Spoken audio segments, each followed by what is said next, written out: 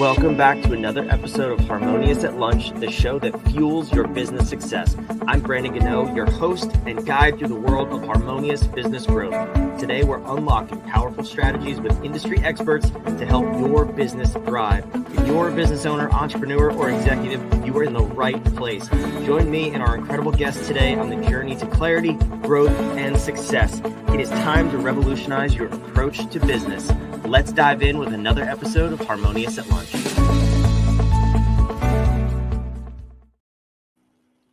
Awesome. Well, welcome into another episode of Harmonious at Lunch. I'm excited for today's talk.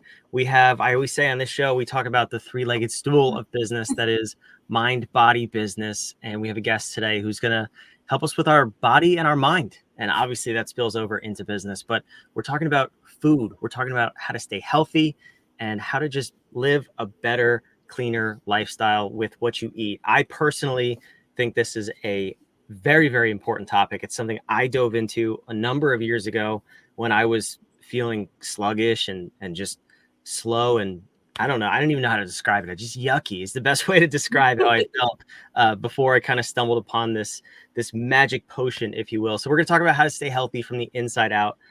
We have Ashley from Bella Foodie. So before we go any further, Ashley, I want to welcome you to the show. Thanks for being here. Thank you for having me. Yeah, I'm super excited about this conversation. So before we dive in, though, there's a billion different ways you could describe being an expert in the food niche. So can you just clarify what exactly you do? So I'm a personal chef and food educator, or at least that's how I like to classify myself. I mostly focus on organic, seasonal, and local cooking because it's usually better for your health.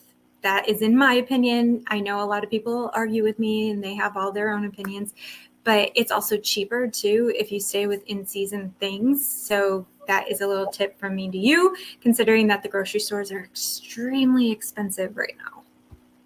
Oh, I don't know what you're talking about. Inflation is definitely not out of control or anything. So No, I didn't buy 5 things at the grocery store and spend $60 the other day. Not at all. I'm glad it wasn't just me. Yeah, it's ridiculous. But I want to clarify something you said, because you said local ingredients. Mm-hmm.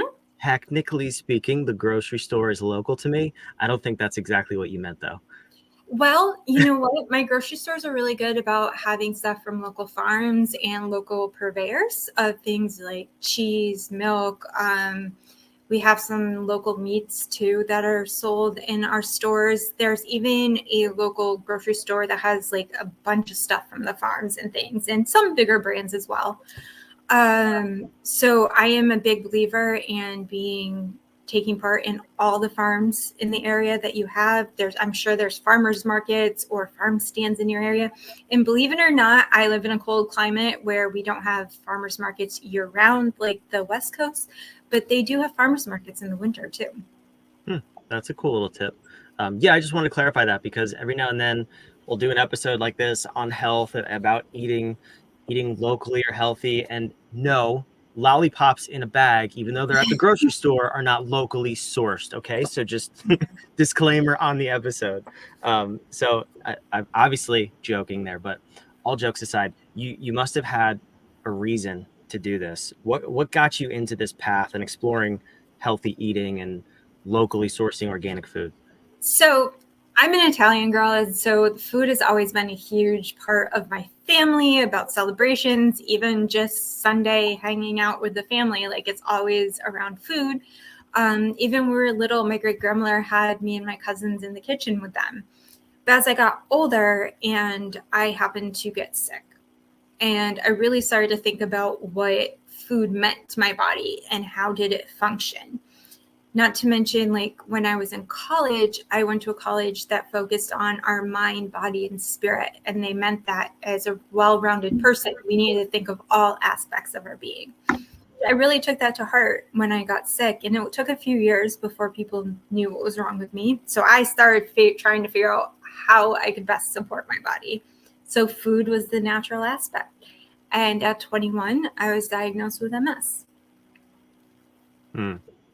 Yeah, I mean, there's nothing like a diagnosis to force you into opening your eyes first and foremost, and then hopefully finding a solution. I think I think a lot of people just still walk blindly, or they just put blinders on and like, okay, I have this, I'm going to do exactly what the doctors say. But it sounds like you took maybe a different path. Can you just explain that a little bit? Because I know MS is one of those things where there's maybe not a lot of education to the general public about what it is, but Mhm. what are the treatments, first of all, outside of food? Like, what did the medical professionals tell you were your options? Okay, so I've had a few different ones over the years because there isn't a one size fits all, but I take what they call a disease modifying therapy to help with my disease and to slow down the symptoms. Let me be clear, there is no like cure for MS. So any medications you see, any of those ads on TV, the only thing it does is to help our symptoms and to slow it down for us. I do believe in seeing doctors and being treated for your pain, for your symptoms, all that. I see a regular neurologist and I see a functional medicine doctor.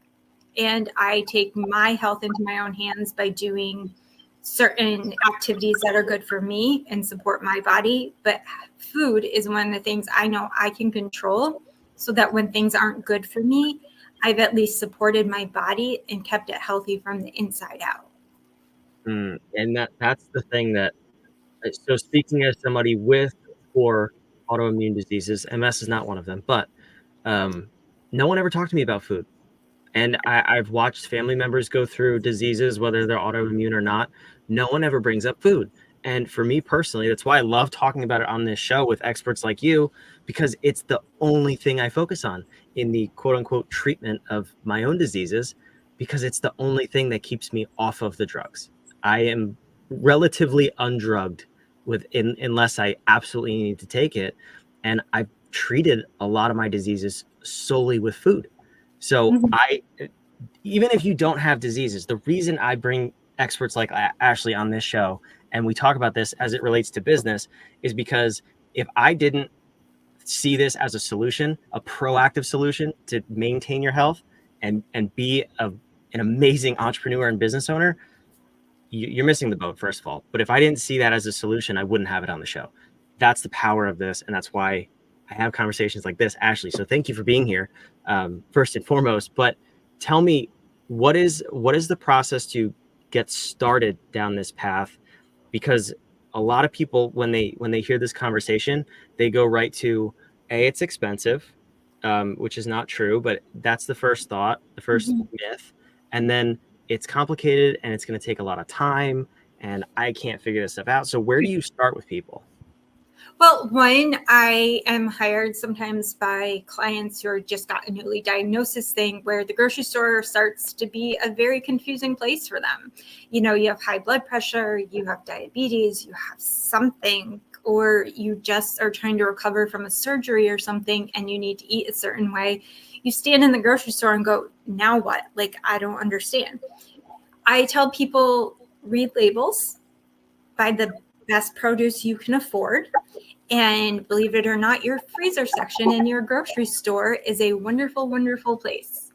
They are flash frozen at the peak of freshness. So you can buy organic vegetables and fruit and keep them in your freezer and look for the store sales. And that is a good way to do it if you can't afford things.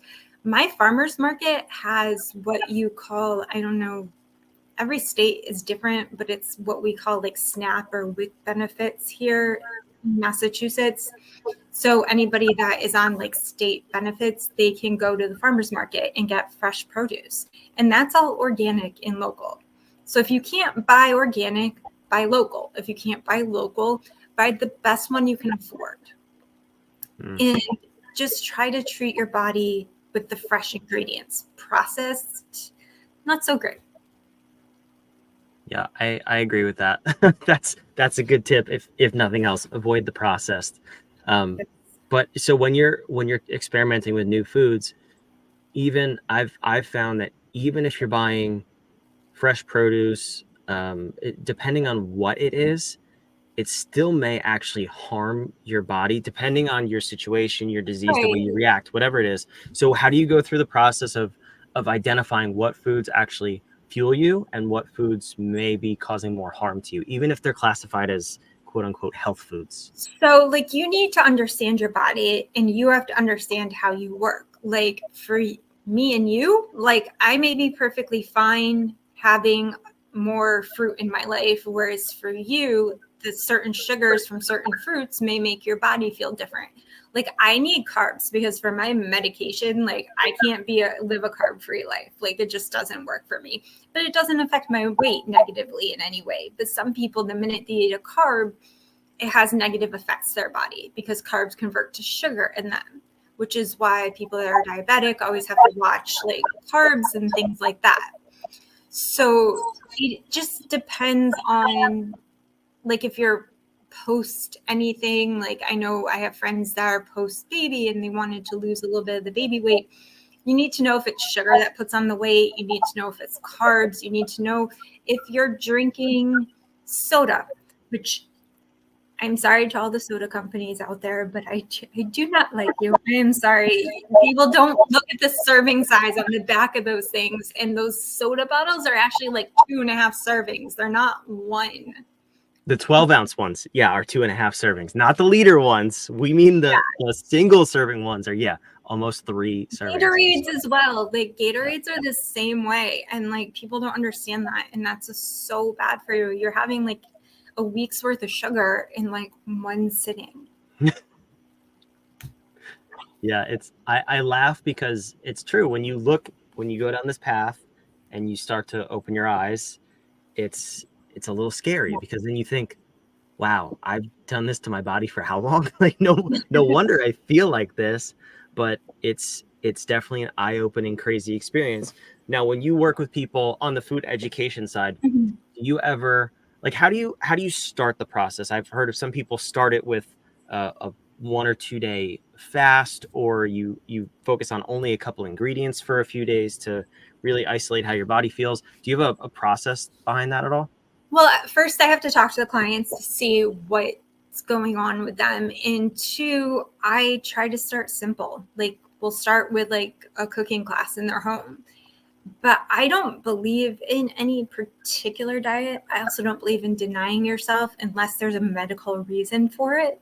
Because I think the more we stigmatize stuff like, no, can't have that. No, don't have that. Or this or that. Like there's a lot of great health benefits to a little piece of dark chocolate. Like I have little squares that I keep in the door of my fridge. My friends know this. They go in there when they come over to visit.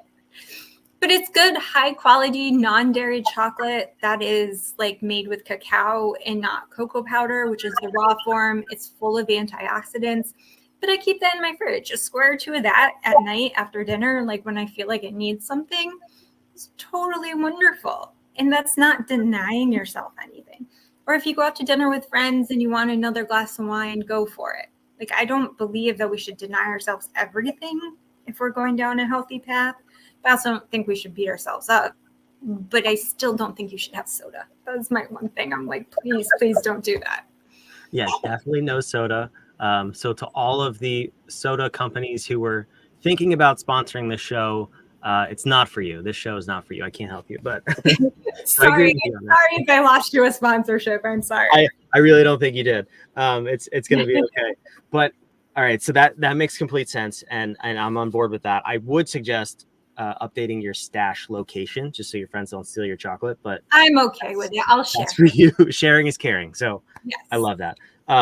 So then in when you're starting to work with people again, is there a way that you get people to understand maybe some of the really bad ingredients? I know we talked about soda, processed food, but labels. How do you start to shop the right way? So I tell people, if you read the back of a label of something and 1, it has a label this big of ingredients, no. And 2, if it sounds like it should be in a cleaning product, like, like something that sounds way too chemically or like way too long, unless it is like something from another country, do not buy that. Like, don't, because typically that means it's some chemical derivative. It's something. If you want to, like, I have almond milk in my fridge. All it says is filtered water and almonds. That's Solid it. ingredient list. Yeah. That's it. There's nothing else on the ingredients. That's what almond milk should say. You shouldn't see 20 other ingredients on it. Like, that is my point when people start reading labels. You can have almond milk, just make sure you buy the right one. Just make sure if you want to buy oatmeal, make sure you buy the oats, not like a packet of oatmeal that has a bunch of different flavorings and things in it. Like, I just want to make sure that people do that. And there are some cereals, like I have some lovely cereal brands that are wonderful. You can eat them, you know, convenience is a thing. There's brands of chips I like. There's brands of things that are convenient snacks for your kids that are great that you can have in your life. But if it doesn't have ingredients that sound normal, no, just don't buy it. Yeah, that's good advice. Another one I've heard is it's something like the 50 ingredient challenge, where if you look at what you eat over the course of a normal day, if the number of ingredients in all of the products is more than 50, you might want to take a step back and look at what you're eating. But that's kind of scary when you think about it, because if you have 3 meals a day, let's just say 3 meals a day, right? 3 ingredients per each meal, you could see how that could easily exceed 50 ingredients on the standard American diet, right? Like, that's right, yeah. And scary. I can see how people can get there, but ideally what's happening is at least 2 of those 3 meals is not going to be something of convenience. It's going to be something you made. Right. So if you're buying stuff that you're making out of fruits, vegetables, meats, seasonings, you shouldn't have extra ingredients in your life. Mm-hmm. I always tell my clients to start with meal prepping because it's the easiest thing. Find something that you like that's super easy for you, or I give them a recipe or 2 that's super easy within their skill set. And it's things they can keep in their fridge or in their freezer. So that way, when they come home from work, they can recombine it in some way, or they can take it for lunch in an easy way. And it's all wholesome ingredients. That's a good tip. And that leads me to my next question, which is, so the expensive, the difficult piece, I think we've kind of established that that's not always the case. But the next piece that I always hear is the time. You know, how long does it take to find recipes and then actually cook the meals? And Ashley said this to me off camera before we started recording. She is willing to travel the country and cook for you as your personal chef at whatever cost that may be. So I don't think that's a viable option for most people. But No. how do we make sure this doesn't take all of our time and we can still eat healthy? Meal prepping is awesome, but what are some other ways we can go about this? Well, one, I do virtual lessons. So if you want that, you can always find me that way. And 2, like easy things, like I tell people, when you come home from the grocery store, take an extra half hour and wash and prep some of the fruits and vegetables that you can ahead of time. Because if you see it in your fridge, you're more likely to reach for it. And 2, like if you're just cooking dinner, like make some extra rice. Make a double batch of the chili or vegetable soup you made for dinner that night and freeze the other half. That way you have something healthy that you can take out one night when you're busy. Or extra pasta sauce. Like, it doesn't have to make your life complicated, but just start making extra. And it may take you an extra 5 or 10 minutes of prep the night that you do it. But like, you just now doubled your food of something healthy that you've made, and you don't have to go through the process all over again. Yeah, that's a great tip. Unless you have kids. I learned that the hard way. They're like, they have expanding stomachs. So our kids, we make a double portion and then there's less left over, as if we only made one. I don't know how kids work. I guess it depends on how old they are, because I know teenagers will eat you out of house and home. But if they're small, get them in the kitchen. Even the teenagers, make them help. Like, even if it's a small act of stirring or putting things in a salad bowl for you or anything like that, the sooner you get your kids in the kitchen, the more likely they are to eat a well-balanced diet and be less picky. Yeah, I'm on board with that. And I think from a leadership perspective, if you look at business, we want our kids to have good habits. And if they see you grabbing a protein bar or an energy shake, which however you want to label them, healthy or not, they're just not. if they see you doing that, then it's an acceptable behavior. So get them involved and show them, okay, we're going to take an extra 5 minutes to make breakfast. I have my 4-year-old making eggs with me. He makes his own eggs now, which is maybe safe, maybe not safe. You can call DIFUS on me. That's okay. But he knows how to use a stove. He knows how to crack an egg, and it's fantastic. He knows what a healthy meal looks like and how to make it. As long as you're watching him, like, I don't see anything wrong with that. If your 4-year-old knows how to stir stuff and crack an egg and help, like, let him help you, or let him help you make pancakes that are healthy, or make a green smoothie with them. Yeah, no, definitely get your kids involved and just show them good practices, which I love. And again, you're raising future leaders when you do that. You're raising people who have good habits that they don't have to break later on. So Ashley, we got to wrap this up. This was an awesome episode, and I love all your insights here. But how do we take the next step with you? I know you said you have virtual classes. Where can people go to find out more about you and your classes? Well, you can go to bellafoodie.net, and you can find out how you can work with me. I can set up private personal chef classes with you or workshops virtually. We also have a lot of recipes on our blog on the website, and you can stay tuned for any of our workshops. And you can follow us on Instagram at bellafoodie7. That's awesome. I was unprepared for this episode, so I didn't put it on the screen, but I will put all of that in the show notes wherever you're watching or listening.